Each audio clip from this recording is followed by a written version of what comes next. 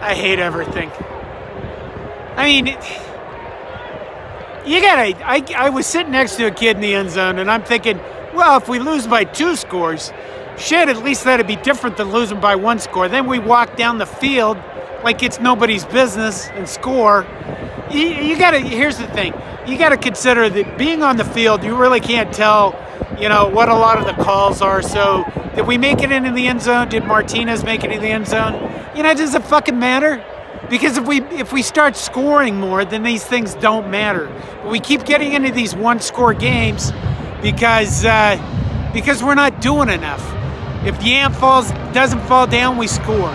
If Connor Culp makes his points, the game's tied at some point. Literally, we are the most giving, generous team in the history of college football. We are more giving than Saints, Santa Claus. I don't know what to do with that. But seriously, I mean, how many different ways did we screw this game up? And honestly, Minnesota played a decent game. One of the security guys looked at me and he said, I don't think anybody wanted to win this game for a while. And that was true.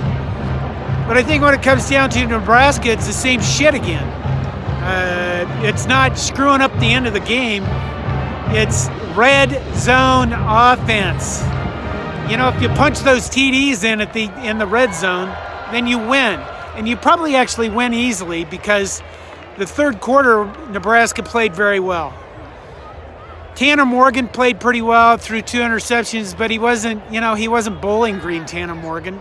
And I think the Minnesota offense, well, they did enough. And Adrian Martinez gives up a safety. And the thing with him is I love the guy. I really do. But you gotta look at it and go, are we in an abusive relationship?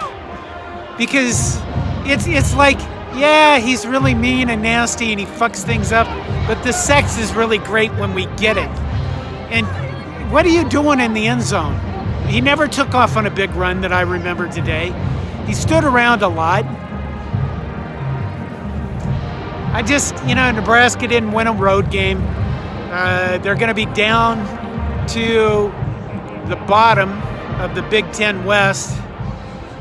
And I want to give credit to Minnesota, not their football team. Well, you know what I mean. This is a really fun place to see a football game. I took a lot of video. Hopefully I'll put something together later. But I think, honestly, Nebraska could learn a lot from how Minnesota conducts its football games, particularly when it comes to the student section. But, it's 30-23. My mom, what a Freudian slip. My wife texted me, and she said, what's your plan? And honestly, my plan is to walk in front of a fucking bus. Because the first half of this game for Nebraska, it was like eating a bucket of feedlot shit. With the gravel and everything in it, it was a terrible first half.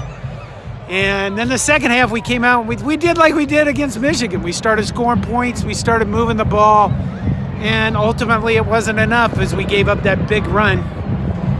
I like the way that Minnesota mixes up their quarterbacks between Morgan and Kramer, because Kramer, makes you confused. You think he's going to keep the ball, and then bam, he hands it off. He throws it. In the first half, I'll say this. Honest to God, in the first half, I'm not making this up. At one point, I thought, I'm just going to go in, take my camera gear off, and quit all of this shit, because it's really hard to take. And I was just going to take all my clothes off and leave the stadium. I probably wouldn't have got for them. People would have gone, my God, nobody needs to see that. But again, does anybody need to see this shit anymore? We need to learn how to win games. 1-score games.